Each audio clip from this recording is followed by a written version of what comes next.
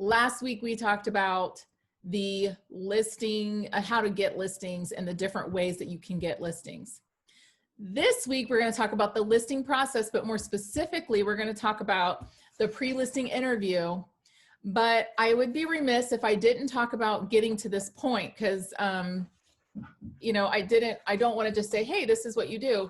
I wanted you guys to kind of understand the whole process, and then we can drill down onto this pre-listing interview. I did send out a copy of this to everybody prior to the call. If you can print it out, if you're driving, don't worry about it. It's sitting in your inbox. But if you want to print it out, you can, or maybe have it up on your phone while we go through this. That'd be great. That way you can watch it while you watch a video. We're actually going to end up watching a video of them kind of role playing this, and then we're going to just role play a little bit of it ourselves. It's very easy. So let's go ahead and get started. So I want to talk to you guys about why you want to have a process. So you need to think about listings this way. An owner is considering putting into your care, in your hands, their largest investment that many of them have their whole entire life. And they're just really depending on you to take care of them, represent them, and just trust you to get the job done. They need to know that you do have a process in place when you do this. It makes you look professional, right? So if people call you, because here's, you know, most agents don't have processes, guys. I'm just going to be completely honest with you. I used to think when I got into real estate, everybody knows what they're doing. Everybody has, you know, everything figured out. That's not true. Most people are winging it every single day. And many agents do not have processes. And most of the personality of most real estate agents is not conducive to having a process. They're usually not the people that are the ones that make processes. So that's why it's so, I think it takes a while for agents to kind of adopt this, but it's so important to have, and it's really not difficult. And that's, you're probably going to hear me say that a couple times. But there are a couple reasons why I have come to realize and appreciate the process. It makes me feel more professional. It'll make you feel more professional when you know the steps that you're going to be taking someone through. It just, it eases the process. It eases the whole thing from beginning to end because you know all the steps and everything that's going to happen, and you know it's going to be smooth. So it makes you more professional. The other thing it does is it gives you more confidence. So a lot of times in any sales or any type of business where you deal with contracts, confidence is really a huge factor in when you sign things with people and that sort of thing. Because you want them to feel confident working with you. It also shows them why they should use you as their agent as opposed to someone else. So people recognize when you have your crap together, we'll just say, people notice that. And when people see that you have your stuff together, it makes them feel more confident in you as well, because they know that they've put their hands, or put their home in the right hands, so to speak. So let's go to what that process is, because I know you guys are like, well, what is the process? I have no idea. So first of all, we just talked about this. You don't want to wing it. The main thing you want to do is prepare for the process, which is what you're doing right now. You're attending a training. You're learning the different steps you have to do. You are hopefully starting to look at how you can get listings. And now our goal is for you to start getting those listings, right? So usually listings start with making an appointment.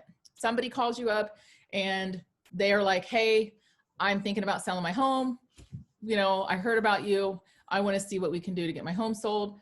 And this is where we have our listing questionnaire that we're going to do today. So when they contact you, your first process is you go through the listing questionnaire, the 19 questions. The next part of that process is you're going to send them some sort of pre-listing packet, or I'm going to talk to you about when to give that to them.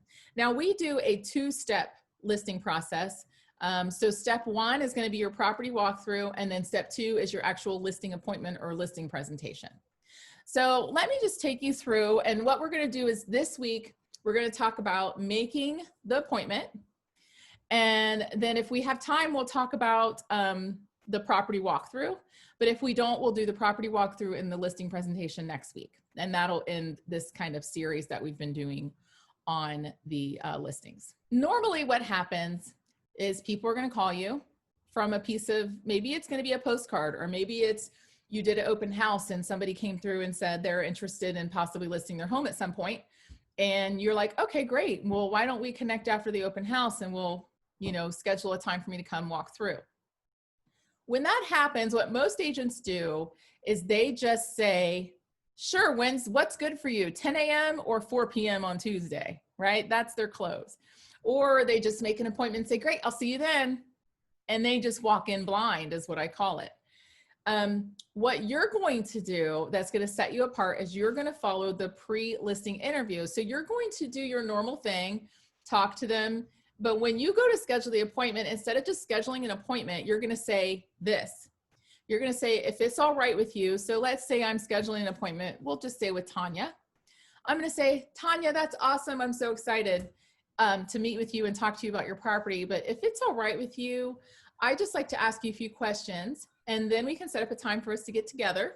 And these questions are just to help me prepare for our meeting. Should only take about 10 minutes. And is that okay? Is this an okay time for you? Or you're going to say, is that okay with you or whatever? At that point, Tanya's probably going to say yes. And then you're going to go through the pre-listing questionnaire. Yes. She's like, sure, come on over, Alicia, we'll have coffee. So what I'm going to do today is the tactic where I learned this was at Ninja. And when you go, or if you ever get a chance to go to a Ninja installation, they're absolutely awesome. But there are experts there that teach you how to do this process. And part of the class was we watched a video, and then we all kind of broke up into groups and we went through this process together. So that way you get used to kind of how you're going to transition from one thing to another. And you realize that these are questions on a page, but you need to learn how to transition from one thing to the next naturally. So I figured it'd be difficult for me to do that with myself, because I could be like, hi, Alicia, thanks for meeting with me today. Sure, that sounds good, right? You guys don't want to watch me do that, trust me. So what I'm going to do is I'm actually going to play the Ninja video that was done by some of the top guys. And Peter Parneg, who's in this video, was actually my Ninja installation instructor. I haven't had a chance to meet this gentleman. I don't know his name, but it'll come up. So we're going to watch this and together. And what I want you guys to do while we're watching it is have your sheet out and take some notes or follow along as he's going through from one question to the next. And just pay attention to how he's asking the questions and how he's listening to the response of the seller and then flowing to the next question. So make sure your volume's turned up, and I'm going to start the video here. And let me know if you guys can't hear it. Listing interview. In most cases, a listing opportunity for a realtor starts with a phone call from that seller. The question is, how do we handle that phone call? We're always trying to differentiate ourselves in Ninja. So for most realtors, the purpose of that phone call is simply to get an appointment, to be able to go out to the house and see if we can help that seller. Well, with Ninja, we have a couple of additional goals we want to try to accomplish. And what we're trying to do here, in addition to just getting the appointment, we want to see, number one, can I build some rapport, maybe have some kind of connection with that seller? So I'm going to have a series of questions that I'm going to ask that seller, and we're going to ask for permission to take about 10 minutes on the phone to be able to answer those questions that will help us make a connection and build some rapport, maybe even a little bit of trust. Second thing that I want to try to do is see if I can pay attention to that seller, and by the way they answer the questions, maybe I can identify a little bit about their personality type, so I know that what I'm in for when I get out to the house. And then the third thing I want to try to accomplish here is I'd really like that seller to be able to hang up the phone after this 10-minute conversation and say, wow, I was just on the phone with a real pro, somebody who knows exactly what they're doing. They asked the right questions. It was in the right order and the right amount of time. And that would be fantastic, to have a perception that they talked to somebody who really knows what they're doing. So what we're going to do is we're going to do a little practice session here on this 10-minute pre-listing interview, and I'll be the realtor. Peter will be the seller. And so in this scenario, the seller is going to call the realtor. So I'm going to call in here, and I've been referred by a common friend, and I have to move. We're going to come back at the end of this and deal with the kind of the 3 or 4 common objections.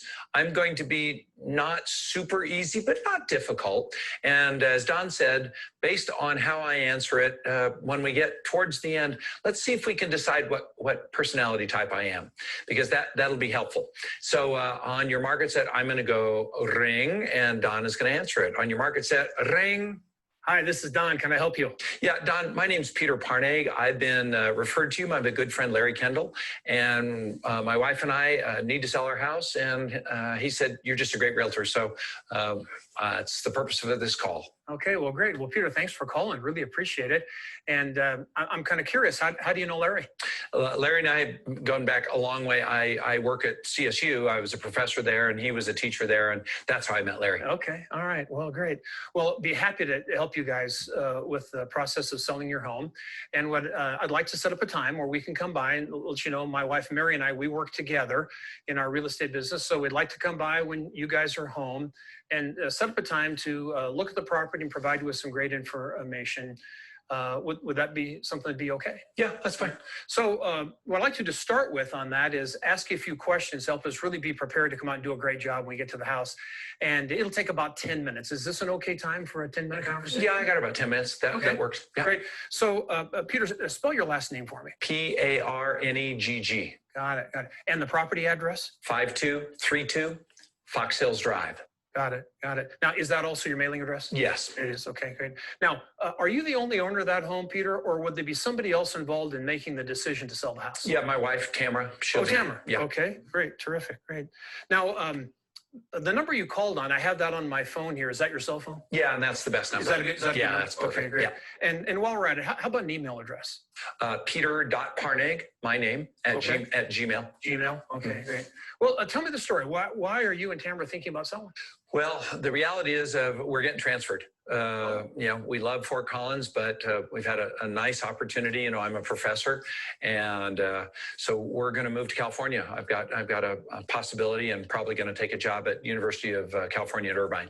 Really? Wow. Now, have you been out there already? Have you been? Mm-hmm. Yeah. Okay. Great. So, at this point, is there a time frame on ideally when you'd like to sell the house and when you'd like to be out in Southern California? Yeah, the semester starts. It's May. The semester starts in August. Okay. And so we'd like to buy a house there and be settled by the time the semester starts. August. Okay. Great. Well, are you happy about this move? Is this a good thing? Yes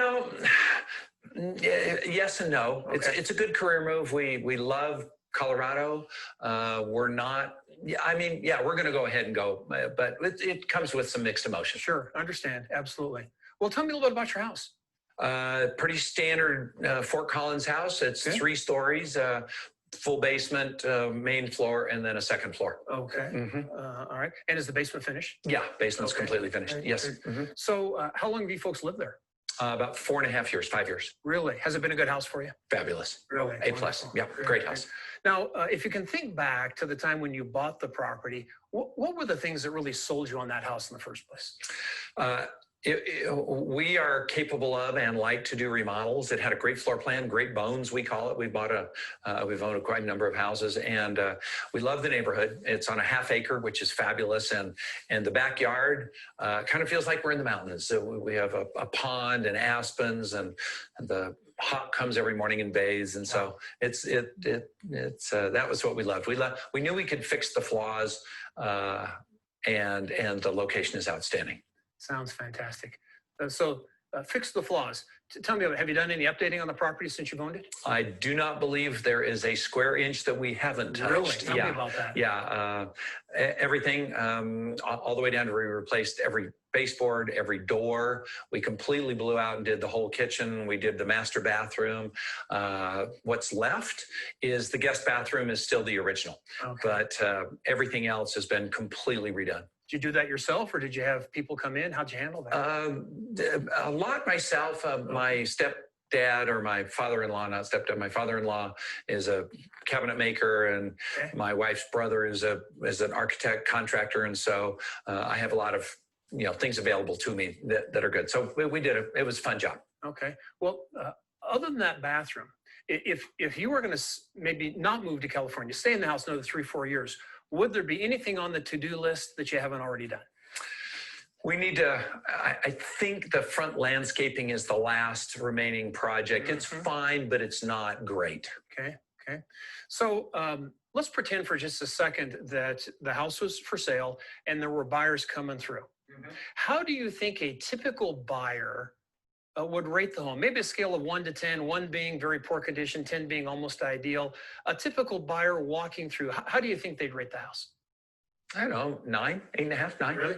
Wow, that's fantastic. Great. And I'm assuming like the bathroom and the landscaping would be what it would take for it to be a 10? Yes, sir. Okay, good. So what are you folks going to be asking for the property? Now, if we could get 900, we'd be happy. Okay, all right, great. Now, been there 4 years.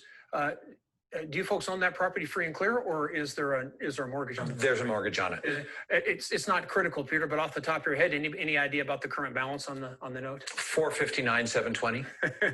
Okay, got it. Thank you. We want to do, Mary and I, we want to do a great job for you, serve you well. So always curious, maybe about the top 2 or 3 things that you're looking for in a realtor. What we want is somebody who is keeps us current. What we really want is somebody who will tell us the good news and the bad news, let us make the decision, and timely response for us is everything. Okay. All right. Great. Are you thinking about interviewing any other realtors for the job? No, not unless you are terrible. But Larry said you were great, so I don't think that'll happen. All right. Just curious, any thought about maybe just doing it yourself, like a for sale by owner? It's every now and then it's a little bit tempting, but I don't think we have the time and I don't have the energy. Okay. Now, have you done this before, this process of selling your home, or is this the first time? No, we've sold 6 or 7 houses. Yeah. And has that worked out pretty well in the past? Yeah. I mean, every one of them comes with its own stuff just based on market and people and, the inspections. But overall, we're somewhat familiar with it. Sure. Yeah. Well, here's what I'd like to do. Thanks for those questions, Peter. I'd like to do set up a time where Mary and I could come by, you and Tamara would be there. And the first visit would be kind of a get acquainted session, maybe take 15, 20 minutes, have you give us a tour of the property. We'll ask you a few questions. Got a package of information we'd like to drop off ahead of time that would give you some background information about us and the company and the process. And then at that time, we could set up a time after we've looked at the house. We'll go back and do a thorough analysis of the neighborhood and the property and give you some idea of market values and that sort of thing. Okay. And that would be a second visit, maybe a couple of days later. Does that kind of a scenario sound like it'd work okay for you? Yeah, sure. We really like the idea of seeing the house first before we look at the market and look at the neighborhood, and that'll give us a little bit better idea of what we're in for. Okay. So is there a time in the next couple of days where we could stop by for 15, 20 minutes and have you give us a tour? Yeah, today's Tuesday. Tomorrow night, would that work for you? Tomorrow night would be absolutely great. 6:30, would that? Yeah, 6:30 is just fine. Yeah. Okay. So we'll stop by and this will just be 15, 20 minutes. You can give us a tour and we'll leave some information with you. And then we'll be prepared maybe a couple of days after that to get together and have a serious conversation about market conditions and so forth. Okay. That sound okay? That sounds great. Now, before I hang up, any other questions you have for me or anything else you think I ought to know about the property? No, I think everything about the property, and I'm going to use this, I'm going to jump out of role for just a second. I'm going to use this for the setup. A couple of things. How long have you been in the business? And are you familiar with Clarendon Hills? Are you familiar with our neighborhood? Sure. So, Mary and I have been in real estate. We just celebrated our 20th year last year, so since 1999. And we really consider ourselves to be experts in regional aspect of Northern Colorado, because when people move here, they move into a region, not just into a neighborhood or into a community. So We feel pretty well versed in all 4 of the major communities of northern Colorado. We've shown property in Clarendon Hills before. I don't think I've ever sold a house in this neighborhood, but at the group we have about a 40-year history in this community, Peter, and we really work as a team there. We've got great analysis and market information. I think we can help you get a real clear picture of what's going on here in this neighborhood. Okay, that sounds fine. Yeah. Great. All right. Well, we'll plan on seeing you folks tomorrow night at about 6:30, and we're looking forward to meeting you in person. Perfect. Thank you so much. I look forward to meeting you. You take care now. Awesome. All right, let's do a little recap. If you were watching this, and I'm going to ask Don, I tried not to change my personality for the role play, because sometimes, you know, in a role play, we have this like Dr. Jekyll and Mr. Hyde. People show up in a role play that are pretty funny. What personality type do you think I was, and why did you think that? Well, there was a major tip-off, Peter, but my guess would be power personality for 2 reasons. Number one, when I asked you about the payoff on the mortgage, you had it down to the dollar. So that's could be perfection, could be power, yeah. But also the way you answered the questions were generally 1 sentence, 2-3 words, and we were moving on to the next thing. There wasn't a lot of detail there. There wasn't a lot of emotion involved in it. That's pretty typical of a power person. Yeah. Yeah, I think that's exactly right. And you know, even when you asked what are 3 things you're looking for in a realtor, I only gave you 2. I don't have time for 3. Right. Yeah. And interestingly, and this is true, give it to me straight and call me back. Right. You know, pretty classic power. So you said it perfectly. There are all kinds of clues that are littered about. A couple of things that I'd like to comment on. You know, sometimes our prescription is to follow the form exactly. And you took slight personal liberties with it, but you followed the questions exactly in order. And I think that's really important. A lot of times we think that if we follow the questions, we're following a script. And my answer is, absolutely you're following a script. What's the resistance to following a script? Do you have any insight on that? Well, I think the pushback in some cases is people say, well, it'll seem robotic, or it'll seem like it's an assembly line type of arrangement. And we see actually the opposite is the case, Peter, because the more we practice this and do it in the same order every time, we have the chance to get better at it. And when we improve, then we look more professional. We can anticipate the next question. We already know what it's going to be. That way, we give our full attention to that prospective seller. We're not focused on ourselves and what's the next question going to be. So is it important to have the form close by? Boy, we like it. I mean, we don't believe in memorization. We don't believe in winging it. Make extra copies right from your, Dropbox link where you get copies of all the pages in the workbook. Have a couple of in your car, have some at home, have some in your briefcase. We just like the idea. You got to take notes anyway. Just follow the format, ask the question. Yeah, and I think it's totally appropriate to say to a client, I'm going to be taking some notes. And if you're writing something down and there's a silence, it's totally appropriate to go, I'm making some notes, let them know, it's totally fine. One thing that I thought was interesting that you asked if the way you said, pretend a buyer were looking at your house, how would they rate your house? And it's slightly different. The wording is pretend to be a buyer at the moment and look at the house through buyer's eyes. Where'd you rate this house, for 1 being as a tear down or a terrible condition, and 10 being a model home? One thing that we find is useful, Don is so natural at it, but if you're just getting started at this, do tell them that a 1 is a poor and a 10 is a model home. And this is one of those places you don't want to change the verbiage. The reason is, if you say great condition is a 10, a lot of people think their house is in great condition, but there's something difference between a model home and great condition. Somehow we all know that a model home is knocked out perfect. But other than that, I love the fluidity of it. So if you want to practice it, great. I want to do 2 things real quickly. Don happens to have been in the business 20 years and is familiar with the neighborhood. But once you get into a larger urban area, it is almost impossible that you have sold houses in every neighborhood. In Fort Collins, it's a small community. It's only 150,000 people. So in a 20-year career, you've shown houses likely everywhere. But once you hit a 1 million person urban area, it's not likely. So if somebody did ask you a question and said, well, how long have you been in the business and how many, are you familiar with my neighborhood? Let's assume you've only been in the business a year and you've never sold a house in that neighborhood. And I want to role play that because I think that will be valuable for many newer agents or somebody even in the town and you haven't sold there. So you want to jump right back in there, Don, and let's flip it and I'll be the agent. All right. So Peter, tell me, we want somebody who really knows what they're doing, knows this neighborhood, knows this area of town. Tell me about your level of experience and how many homes have you sold in this neighborhood? Well, let me break that into two questions. My level of experience, of course, I'm going to ask that question, but let me be clear. What's most important to you about knowing my experience? Most people, there's something underneath that. So tell me what you want to make sure that you're getting. Yeah, more than anything else, Peter, we just want someone who knows what they're doing. So I've been in the business about a year. I've sold 6 houses total. Maybe I can make you feel comfortable because that may not be enough experience for you. One of the reasons I went to work at the company I chose is I've done a quick inventory. We have 5 managers on average who've been in the business more than 25 years.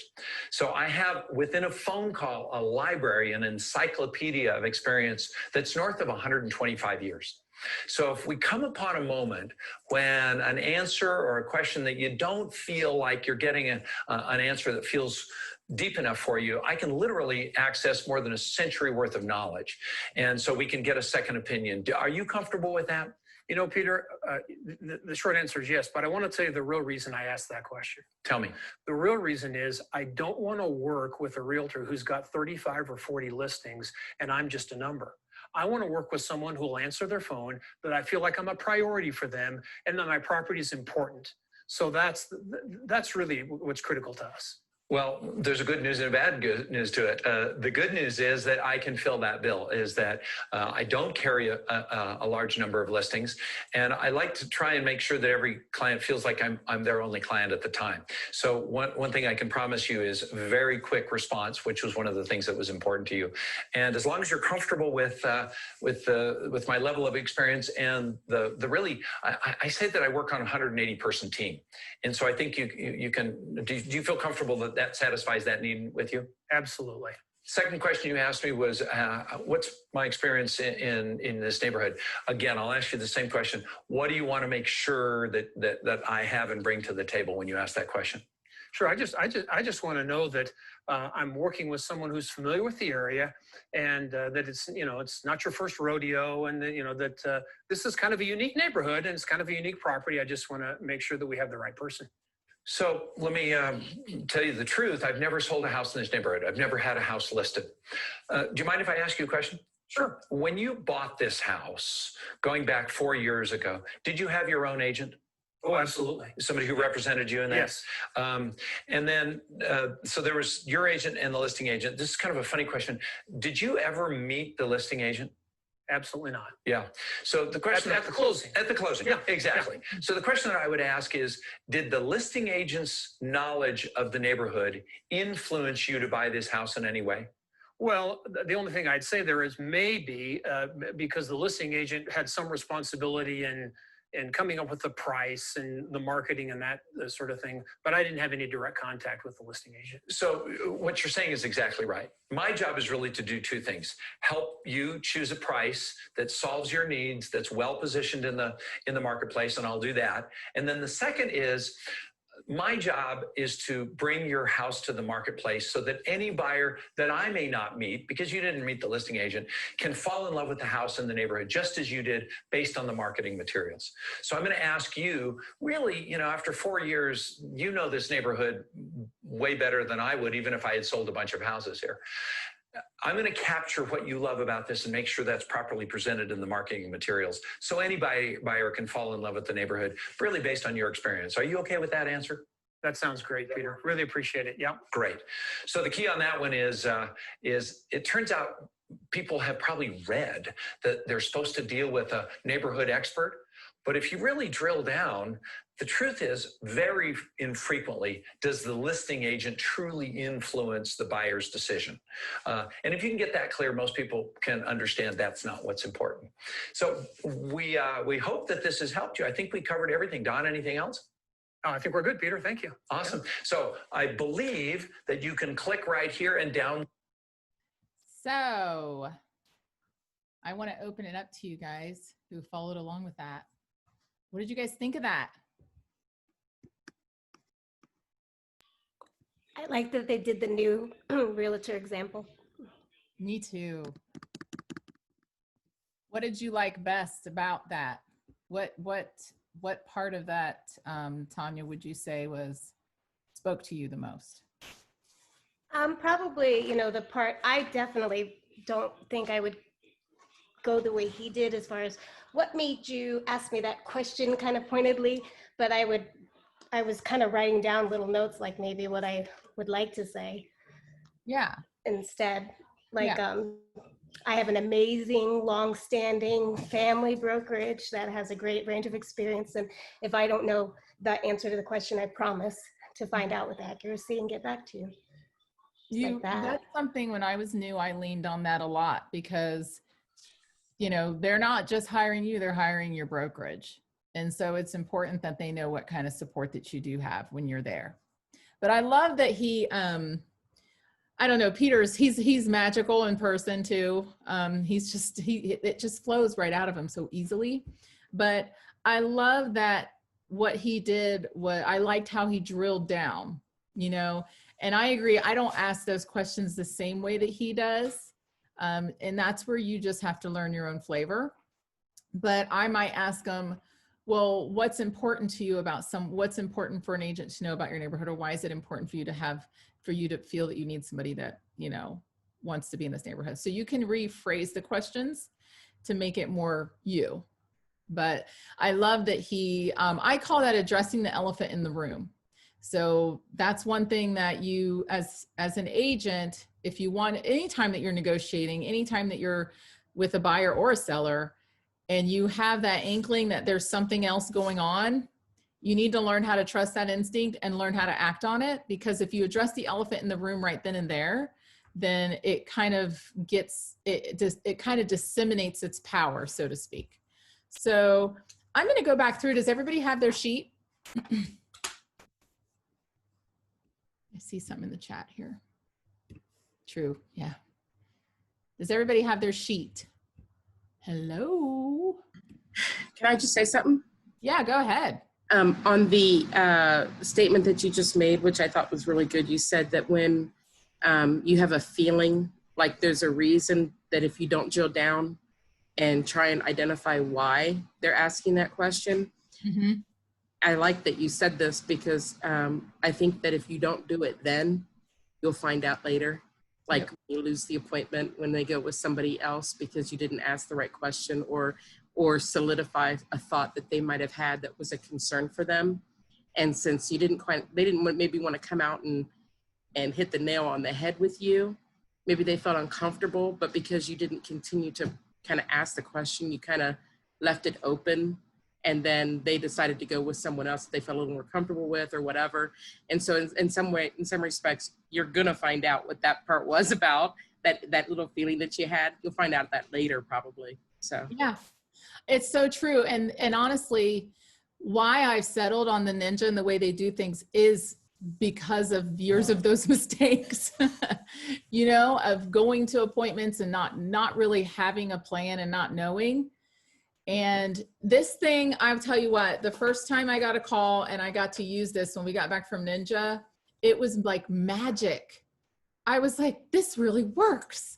People really give you all the information when you do it this way. And it made me so excited because you guys, these questions, they don't seem like, they're like, oh, those aren't, those are just questions on a page. But I'm telling you, the way it positions you to win, right? It's like, if you can imagine there's two agents. One has asked all these questions and shows up for the walkthrough and the presentation. And the other one just shows up at the house blindly and walks in. Who's got a better position from the beginning?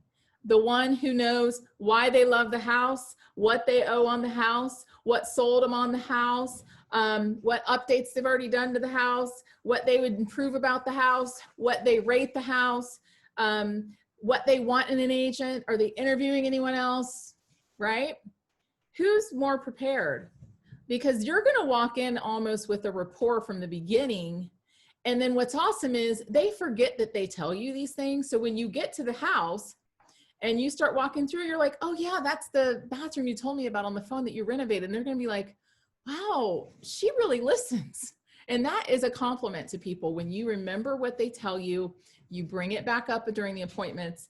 And as you're walking through, you can point out, oh yeah, I see what you mean about that guest bathroom. It is original. You know what I mean? So it just continues to build that rapport. I loved how, and the other question I love is number 3, the owners are decision makers. I don't know how many times I showed up on listing appointments with just the wife or just the husband. Waste of time, guys. Try not to do that if at all possible. Now, there are going to be times when that happens. I'm not saying you just always say no. But I love how he asked, you know, after he goes through the names, he's like, is there anyone else that's going to be part of the decision-making process, you know, and that sort of thing. So that's one way to do that. I made some notes here. One of my favorite, well, I have a lot of favorite things, but I love the what sold your home on it when you bought it. I love that question, because those are going to be your features that you're going to use in your marketing. So when you go back for the presentation, you're going to highlight all the things they loved about the house. Have you done any updating? That lets you know. I love the question, if you were to stay in your home for another 5 years, what would you change? What would you do? Because that's where you really get their honest. Look, if you ask somebody, hey, what do you need to do to get your home ready to sell? What kind of response do you think you're going to get from them? If you can unmute and talk to me, talk to me. A shoulder shrug. I don't know. I don't know. Maybe they might say, well, that's why I called you. Right. A lot of things. Minnie, did you have something to add to that? Or they may say it's nothing that I need to do because they already feel that their house is ready to go. Right. Exactly. Nothing. What are you talking about? I can sell it right now. This market's hot. Right. I can sell anything. Tanya, did you want to add to that? No, I wanted to actually ask, I didn't hear the question because David was asking me a question. I'm sorry, It could you repeat it? It was the question of, and the way they phrase it is, if you were to stay in your home another 5 years, is there anything you would do to it? And I asked, what would be, if we asked that question this way, what do you need to do to get your home sold? You know, can you see the difference in the way those questions are and the different answers you would get from the same person just by rephrasing the question a different way? Oh yeah, it's not open-ended. Yeah, well, if you say, what do you need to do to get your home sold? They're thinking, well, nothing. You're going to sell it the way it is and you're going to get me top dollar, right? But if I say, hey, what if you were to stay in your home for another 3 to 4 years, what kind of things would you do to it? They're basically telling you what they need to do to get their home sold, or they're telling you that the flaws, right? They're pointing out the flaws. They're saying, well, I've always wanted to update this kitchen. I hated it since the day we moved in. And then what happens is they are actually giving you the weaknesses of their property without you saying, can I get the weaknesses of your property? So the other question I love is for a moment, go back to when you were a buyer, you look at your home through buyer's eyes on a scale of 1 to 10. Now, my thing I always say is one is take a match and burn it down. And 10 is it's perfect. It's just like a model home. What would you rate your house? I love this question because when somebody tells you a 7 and you show up and the house looks like a model home, you've hit a home run. Because you've got somebody who doesn't understand that their home's gorgeous. And then the flip happens too. You get people who say, well, my home's a 10, and you get there. I was going to say, that almost never happens. I had that happen to me. It's rare. I had that happen to me. The people told me, well, I think my house is probably a 6. And then we get there and I'm like, Mark and I walk out, it's like a 6. That house was a 9, But yes, it happens a lot the other way where people will say, well, my house, I would give it a 9. And then you walk in and you're like, oh God, it's not a 9, nowhere close. And you're like, strike a match. No. Not that bad, hopefully. Smell gas. Yeah, like, where's the gasoline, please? What would it take for you to make your house a 10? That's another question that's exposing weakness in just a different way. And it's funny how you will get a different answer on those questions. So the one question where it's, if you were to stay in your home, you'll get one answer. But then on that question, what would it take to make your house a 10? You'll get different answers, which is kind of cool. What are you going to be asking for the property? I love this question because one of the sheets that I used a lot in the past said, what do you think your home is worth? And that question almost, it's like, it's a point of contention sometimes. So when you ask that question, it kind of puts them up on their defense.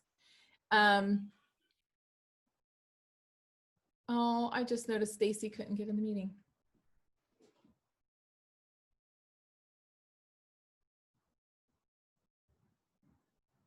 Hold on.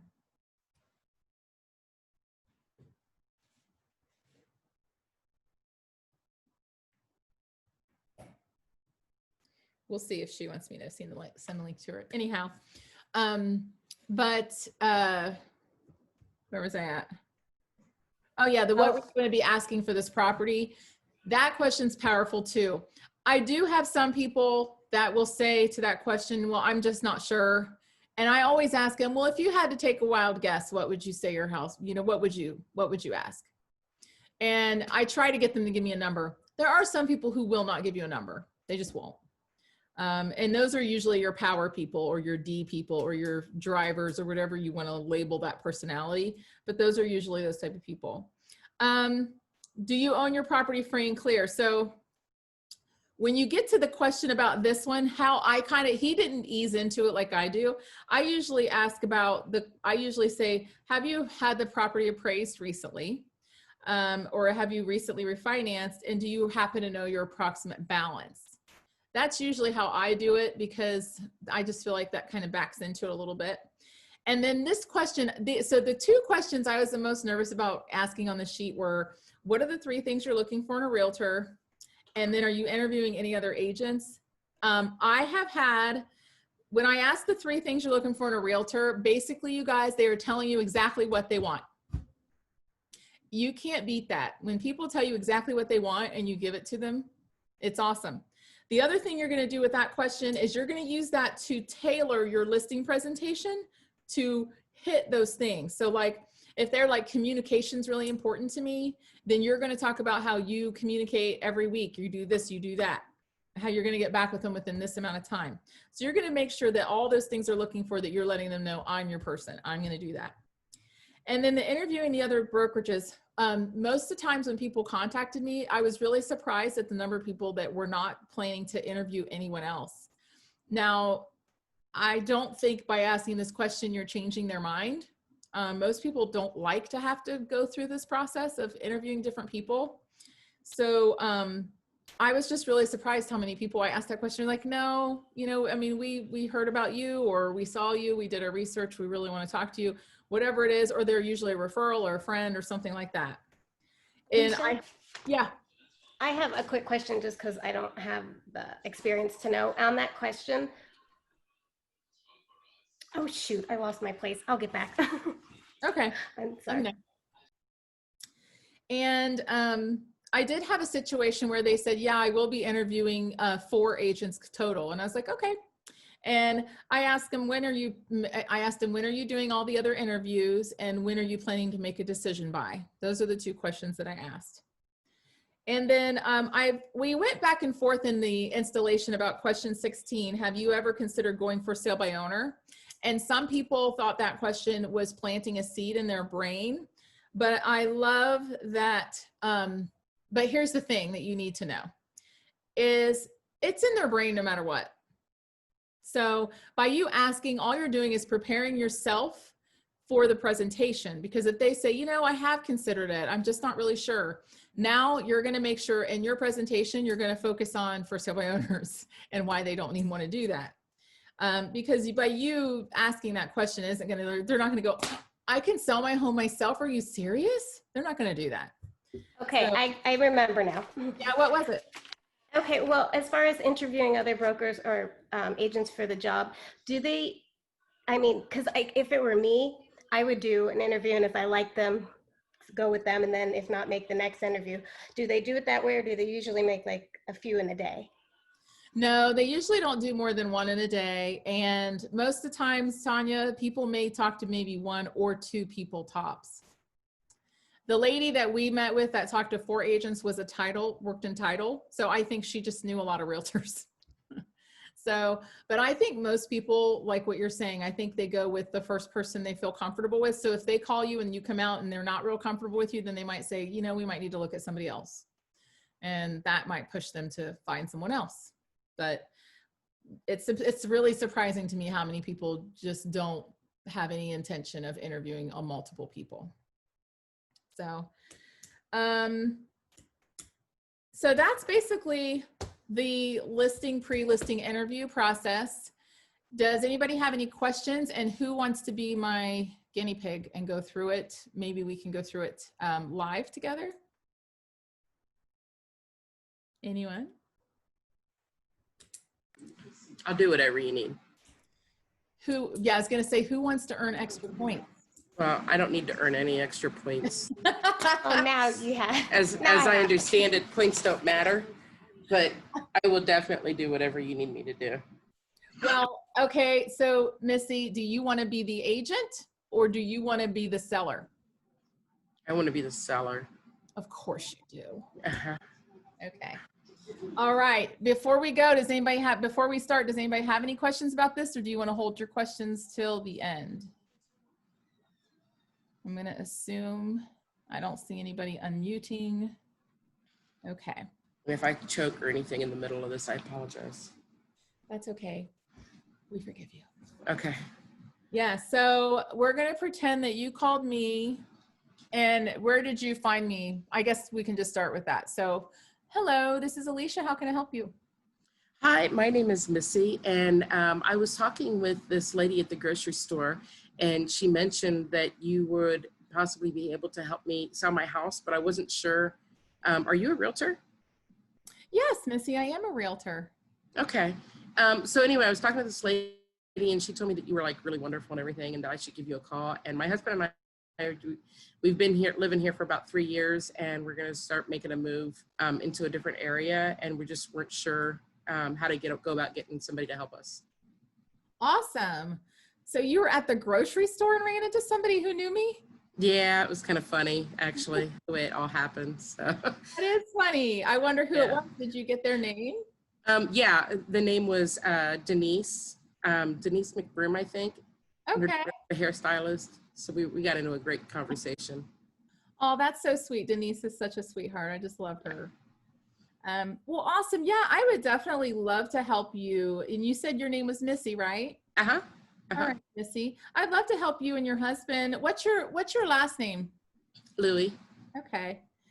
If you don't mind, Missy, before I just jump in and kind of make an appointment to kind of come out and talk to you guys, do you mind if I just ask you a couple questions? This just kind of helps me get to know you a little better, get to know your situation, and then just see how I can help you guys. Would that be okay with you?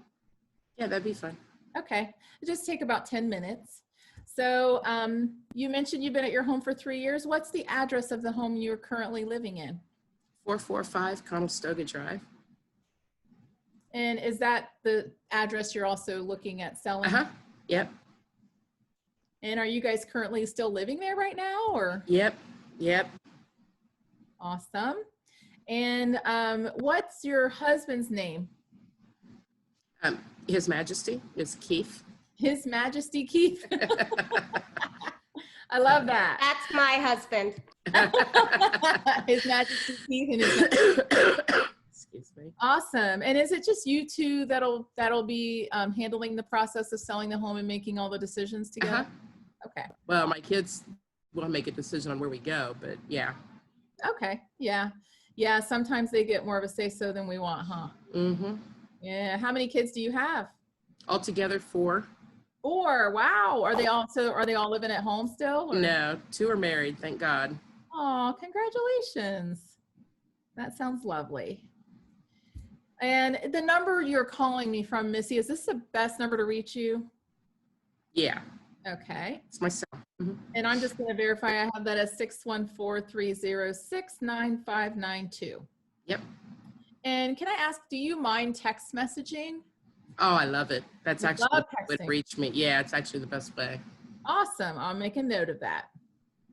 And while we're at it, let me go ahead and get your email address too, just in case I need to send you something. Okay, it's LLEWIE40@gmail.com. All righty. All right. Now, Missy, let me ask you, you mentioned you guys have been there 3 years. What's the reason you're thinking of selling right now? Well, we've done everything that we possibly can to the house, and although it's a good home and everything, we'd really rather have a little bit of land.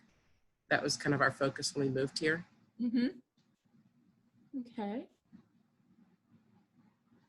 And so, when are you thinking of making this move? Is there a time frame that you already have in mind, or have you already found a place to move to or the land you want? We found numerous places, but their price points are probably a little bit out of our price range. And so we thought, until we really know what we could even sell this house for, I guess maybe it doesn't make sense to try and find something else. We don't even know what would be the money down. Right. So we should at least get some more information. I've been looking online, and on Zillow, it says that my property is probably worth in the 270s, 280s, but I've done a whole lot more work. So I'm thinking it should be worth more than that. So I'm not sure if Zillow's wrong, or if I'm just overpricing my own property. Well, that's what we can help you with. Zillow, sometimes they're wrong, sometimes they're right. I've seen it go both ways. But once we're done here, I'll kind of explain to you the process that we use to price your home, and we'll just make sure to get you that information so you guys can make an informed decision. Does that sound good? Yeah, it sounds great. Okay. So if you had to pick a perfect time for this to happen, what would that be? When would you be in your new home? Oh, as soon as possible. Okay. So why don't you describe your house for me? Oh, it's gorgeous, of course. It has a new furnace. We just put a new furnace in. So, and it's got about a 5-year-old roof, and we've done a lot of work, but we could probably do another paint job. It's got beautiful hardwood floors. The flooring in the front room is that I can't think of the name of it, where it's got the holes in it. I can't think of the name of it. Like the type of hardwood floors. Like knotty? Yeah. Okay. Yeah, it's really, really beautiful. And so it's only a 3-bedroom, but we are finishing the basement. So there'll be the 4th bedroom would be down there. And we're making awesome. egress. Yeah, so it's going to be really nice. So is your home a 1-story or a 2-story, or? It's a ranch. A ranch. Oh, nice. Mm-hmm. It's a brick ranch. Very nice. And how many bathrooms do you have there? Right now we have 2 full bath, but when we finish the basement, there'll be another full bath down there. Oh, wow. That's awesome. Mm-hmm. Sounds lovely. Thank you. Now, when you bought your home, do you remember what it was that sold you on the house that made you excited about purchasing that particular home? Specifically that it was 3 minutes away from Mount Carmel East Hospital. And then I think it was that it was another 45 seconds away from my best friend. So those would be the 2 biggest reasons. Those are good reasons. Yeah, they are good.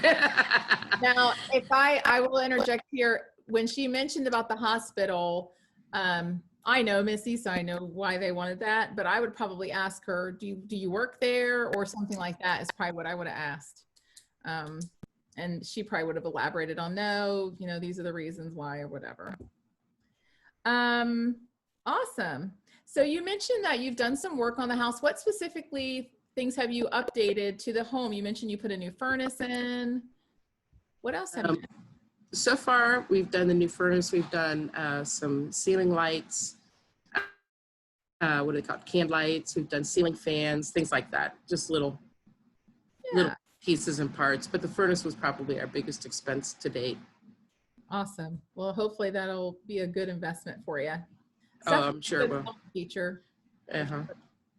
So if you were to stay in this house, say another 3 to 5 years, Missy, have you and your husband talked about other things you'd like to do to the home? Outside of finishing the basement, I would love to do some different landscaping in the backyard, but outside of that, no. Okay. All right. I'm just taking some notes here. So let me just ask you this question. If you would just imagine yourself as a buyer in today's market and you're looking at your home with a fresh set of eyes, how would you rate your home on a scale of 1 to 10? 1 being totally tear it down and burn it up, and 10 being it's like a model home. What would you rate your home on a scale of 1 to 10? Probably about an 8. Okay. And what would it take for you to make your house a 10? Would it just be the finished basement and the backyard? Yeah, well, the basement is being finished, so I'd say probably just the backyard would be the extra piece to it. Awesome. So what do you plan on asking for the property? I know you kind of talked a little bit about what Zillow's saying it's worth. What are you guys planning on asking for it? Well, I don't know. I mean, when I was looking at Zillow said it was around 270. And when I look, at some of the prices in the neighborhood of the houses that are selling, they're selling in the 3s. And I don't know, I've looked at I think my house looks better than theirs. And we almost have the same amount of land. We're almost at a half acre, just like every other property in the area. So I've looked at things, and I've looked even at like some of the pictures that they've posted. And I think in some cases, like our house is actually better than those. And I do know that there's a couple of them that were 4 bedrooms. So I know that would make a difference. But I didn't think it would make $40,000 worth of difference. So I still felt like our house would be higher than 270. Okay, so if you wanted to give me a range, what would you say? I'd say in the 300s, the low 3s. The low 3s? Okay. Now, have you had your house appraised or recently or refinanced at all here in the last year or so? No, just when we did a refinance, but that was within the year of the purchase back when. So I would say quite a time back. Yeah. Okay. And do you happen to know what you currently owe or what your balance is of what you owe on the home? Yeah, $229,384. Wow. You must really keep up on your finances. Absolutely. Wow, that's awesome. Awesome. All right. Well, just a few more questions. What are 3 things that you are looking for in your realtor? Actually, we don't really know. I mean, when we bought this one, we bought it for sale by owner. So we kind of worked it out with the owners, and we kind of felt like there were some things that we missed, which is why I was even having that conversation in the grocery. So we kind of felt like we missed some things, and we felt like we didn't really do everything we should have. Okay. And so we thought about, well, if we're going to try and do this again, maybe we should get some help. Okay. Are there some qualities that you're looking for in the realtor that you hire? What's important to you? I've never hired a realtor, so I have no clue. Okay. I mean, I don't even know like what it costs. I mean, I've had some conversations with friends, and I have a couple friends who have realtors, and they've mentioned, that I should kind of, but I just wasn't comfortable because they were their friends and not my friends. Gotcha. Yeah. Well, no worries. We'll definitely make sure to give you some, knowledge and education on that and how that works as well. So I guess it doesn't sound like you're planning on interviewing any other agents, or have you thought about that? We've thought about it, but I mean, literally, I just, when I got the information to call you, I thought, you know what, why not? Thought I'd give it a try. Okay. So you mentioned you bought that as a for sale by owner. Have you considered selling your home yourself? Yeah, no, that's why we are definitely not looking at doing that, because we feel like we missed some things. Okay. Now, have you ever sold a home before, or will this be the first time? This will be my first time. Okay. So is there anything else that you think I should know about your home that we haven't covered? No, we have a dog that'll pee on you if she gets excited. But outside of that, no, it's pretty much. Does she stay with the house? And yeah, well, I'd like that, but no, probably have to take her with us. Oh, that's hilarious. And do you have any specific questions for me at this moment? No, I don't think so. Okay. Well, basically what we'll do from here, what we do, Missy, is we do a two-step process. So what that means is we want to come through and just kind of walk through your home. Takes about 15 minutes to a half an hour. This is just a time for you to share with us what kind of updates, show us your property, and just walk us through the house so that we can see what we have to comp. And I do it this way because a lot of people think that you should just be able to come in and tell them what their home's worth without even seeing the house. And in my experience, you know, every home is different and unique. Even if they're the same new built home next to each other, each one is very different. So we like to really see the home ahead of time. We may even take some photos while we're there, and just take some notes. And then what we do is take that information back to our office, and we give you a very detailed report of what we really believe your home will sell for in today's market. So that's what I mean by two steps. So the first step is just us kind of coming through, you showing us around the house. We'll take that information back, and maybe a couple days later, we can bring back all the information that we find and share that with you and your husband, and share all the questions that you have. We'll be able to show you what your home should sell for, what you would expect to make on the sale of your home, so that you can make the decision as to what your next step is for your family. Does that make sense? Yeah, so I had two questions. Who is us, and how much does that cost me? Because Okay. I need to check that with my husband before I. No problem. Well, first thing I can tell you, there is no cost for us to come out and to walk through the property. And the us is going to be me and my husband, or you can say your team member or partner, but it'll be me and my husband. We work together as a team. And so we would come out and walk through the house together. He's really great at walking through homes, so he likes to come along for the ride as well. Okay. All right. Cost. But there is no cost for us to come out and give you an estimate of your value Okay. of your home. And as far as the cost of selling, we're going to make sure to go over all that in detail with you and let you know what we offer, and what's available to you and your husband, so you guys can make the best decision for your family. Okay. All right. Awesome. Well, why don't we go ahead and pin down a time? What would be good for you guys? Or evenings best, or daytime, or what works best for you guys? Either one would be okay. I would say probably at least 14 days out. 14 days?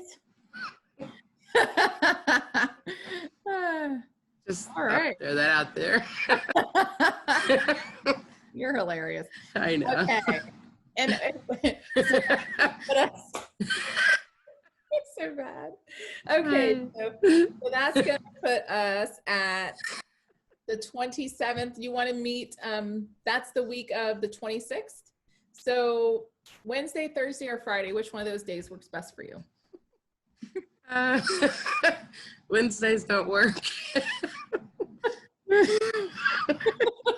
Friday might work. Maybe Friday will work. Friday? And Yeah. would the evening be best for you, or daytime? Daytime would be great. Okay. How Does about, my husband need to be there? yeah, I would like your husband to be there. Okay. Yeah. So would there be a best time for him? No, that'd be fine. Okay. Shut up. We'll do, how about 1 p.m. that Friday?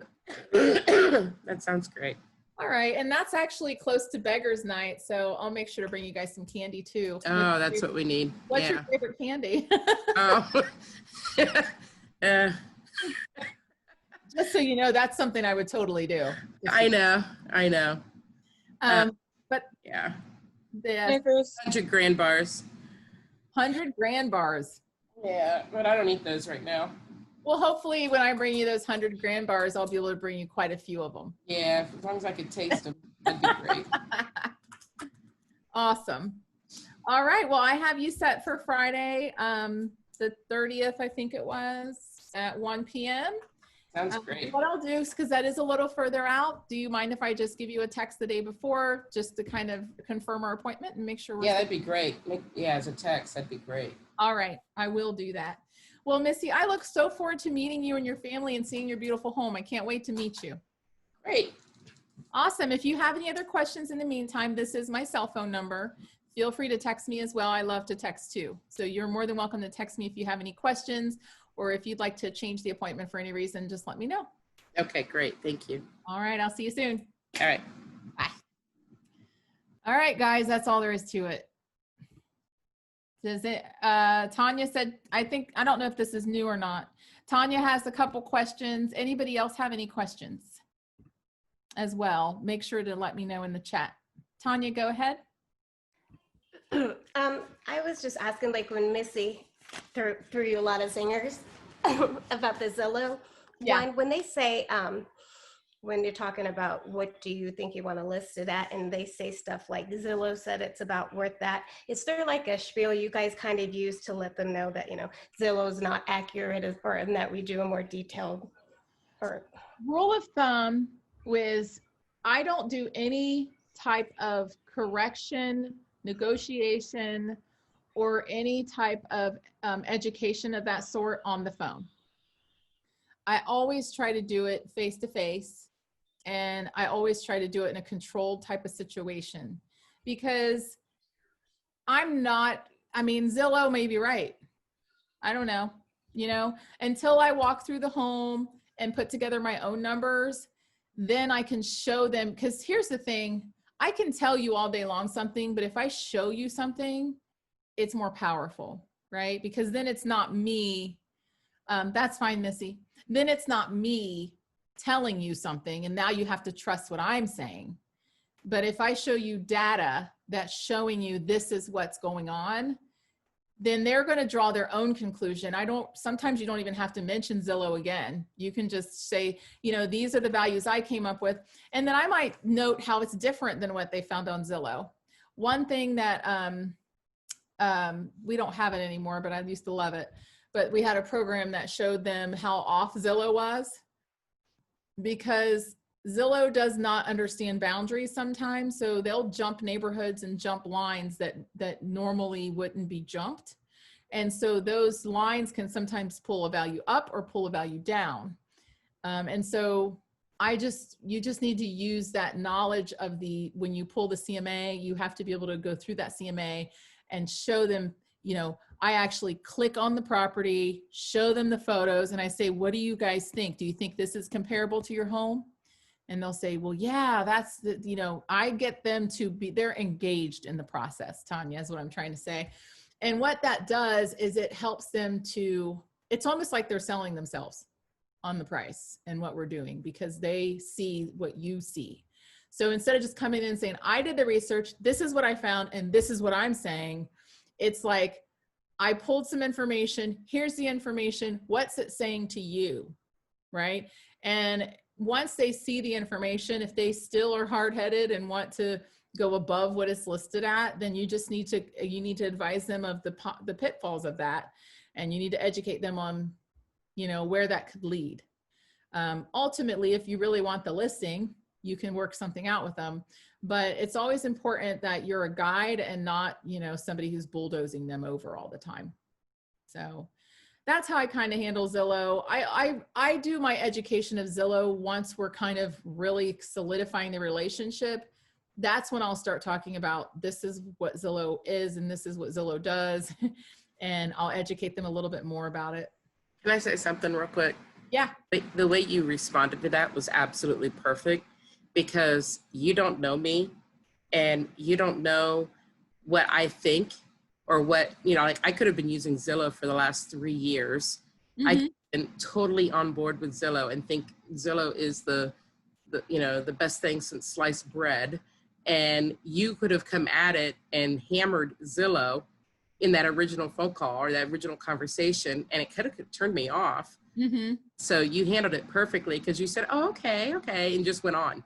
Yeah, and I think I was giving myself an extra step I didn't need to. Yeah, I have said things in the past, and I haven't lost the client, but I knew when I did it that they probably were thinking, wow, she just knows everything, And so I felt, okay. So you handled it really well. So I thought that was funny. Thanks. Sorry. I've learned you just agree with people. People like you to agree with them. you know, as long as it's not anything. I didn't say, yes, I agree that the price is right. I just said, awesome. You know, that's great. Because you know what? Everybody's going to Zillow.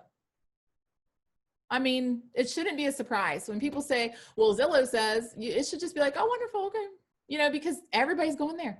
So that's why they need an agent. It's because they need somebody to help them understand what their value is and how values are created. And it's really through education. So when I hear that, all I hear is I need to educate them in what their house value is, and making sure when I'm going through the presentation with them, I'm going to say, remember when we spoke and Zillow said your home was worth 270, 280, and they're going to say, yeah. And you're going to be able to say, well, this is actually what it's worth. And maybe it's more. I've had one where Zillow said the house was worth like, what was it? I think it said it was worth like 145, and we ended up selling it for 200,000. Do you think that person was happy? You think they're going to go to Zillow anymore? No. And there's actually an article out there that's I just was made aware of, that the gentleman who was, I think, the CEO of Zillow actually didn't sell his home for his own Zestimate. Like his house sold below his own Zestimate. So it's just a great one to show people, hey, even the CEO of Zillow doesn't even sell his house for what the Zestimate says. You know what I mean? So that's a nice one to have. That's kind of like that for sale by owner guy that called a realtor. Yeah, the guy who owns the forsalebyowner.com website actually hired a realtor to sell his house, which is another funny thing. So yeah, you really want to stick to the questions, and you want to defer. You want to defer anything like that, Tanya. So if they say, well, what percentage do you charge? There's really, if somebody tells me on the phone, what percentage do you charge? There's really no reason for you to come out to my house if you're not willing to tell me what that is. I've had people say that. And I say, well, you know, I usually don't answer the question. I always tell a story. I say, well, let me ask you a question. And they go, yeah. I'm like, I say this, you know, if you were being asked to sell something for somebody and they wanted to know what you would charge to sell it, would it be important to know or understand what it is that you're selling? And they say, well, yeah, you know, you're selling a house. I'm like, I agree with that. But let's say, for instance, that you're looking at cars. So I take them off a totally different way. You know, I have a 2011 Buick Enclave. I love my Enclave. And I see them all the time on the road. You know, I see the same color, same year. But would you agree that not all of them are going to be worth the same amount of money? Or they're not, you know, one might be an easier sell than another one. And they say, well, yeah, I mean, I get that. And like, well, that's kind of like houses. You know, you're asking me, what am I going to charge to sell your home? But I actually haven't seen your house, and I don't know anything about your home. I don't know what features your home has. I don't know what unique things that your home has. And all those things are factors I take into consideration when I decide to take a listing. And so, you know, if it's okay with you, I would rather see your home first. Then I will be able to give you a more accurate, you know, estimate of what it's going to cost to sell your home. Because they may want you to discount your commission right from the beginning, and you're discounting your commission, and you get there and realize this is going to be a difficult sale. I don't want this listing. You know what I mean? Another thing that I have said too is I tell them, you know, Mr. So-and-so, I'm like, I appreciate, you know, I know it's important to know what you're going to make on the property, and I know it's important to understand, you know, what it's going to cost you.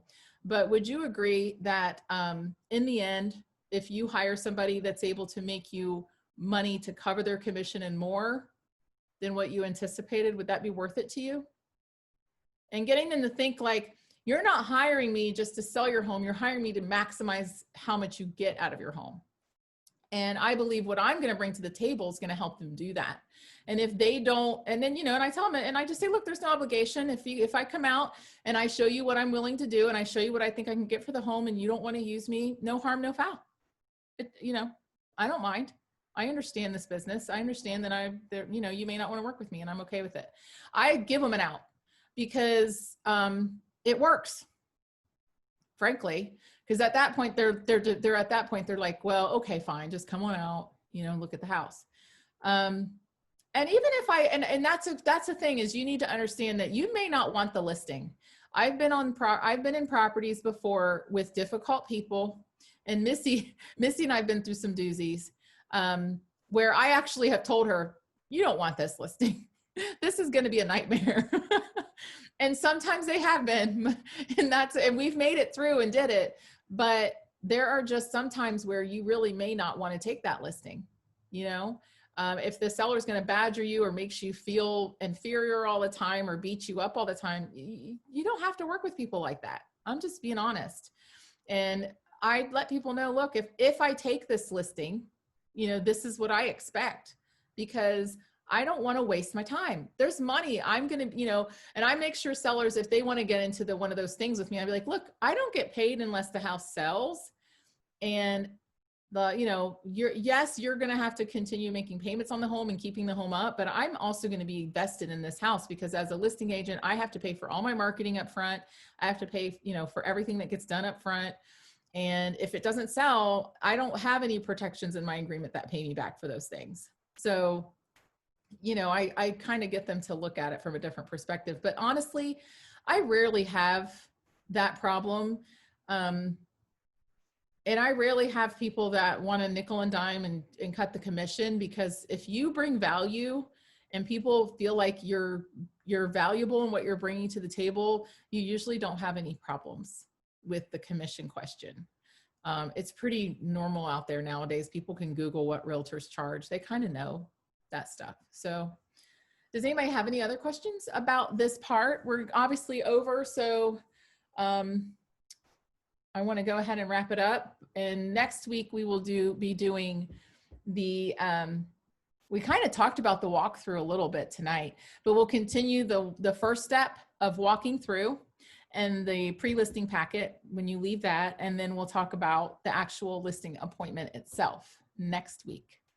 But does anybody have any questions for me or any comments, or want to share one thing they learned tonight that was really something cool? Alicia, it's unrelated, well, not unrelated, but I wanted to let you guys know that the continuing education next level, they say they do it the second Tuesday of every month. Mm-hmm. And so if those are 3 credits every month, you could like knock out your that's CEs awesome. that way. Awesome. Good to know. Anyone else want to share anything that they learned or something they're going to, how many of you guys think you're going to start incorporating their pre-listing interview? Of course. Missy raised her hand, Minnie raised her hand. Oh, I like you guys raising your hands. That's cool. I don't know how to raise hand, yes. I heard you. I think you do it. I don't know where you do it. I don't know how they did that. Go into more and then click on raise hand. More and then raise hand. I guess I can't do it because I'm the host. Yeah, so you guys would have to do that. There you go, Denise. Oh, there you go. I like seeing the hands raised. Awesome. Well, hopefully you guys found this useful, that you found something you can use and implement. I'm all about trying to get you guys to implement things immediately. I believe that, you know, if you don't implement something, then if I don't leave you with something that you can implement right away, then I didn't do my job. Like, I really want it to be where you guys can implement something right away. So hopefully you guys have that. Print out extra copies of your pre-listing interview. Go through it. Go find somebody and go through it with them. Have them pretend with you so that you can develop your own way of going from question to question to question, because it becomes more of a conversation than it does like a, have you done any updating to your home since you bought it? Nobody wants to answer those. So, you know, do some role playing. If you want to do that with me, we can. You can call me anytime and we can schedule that.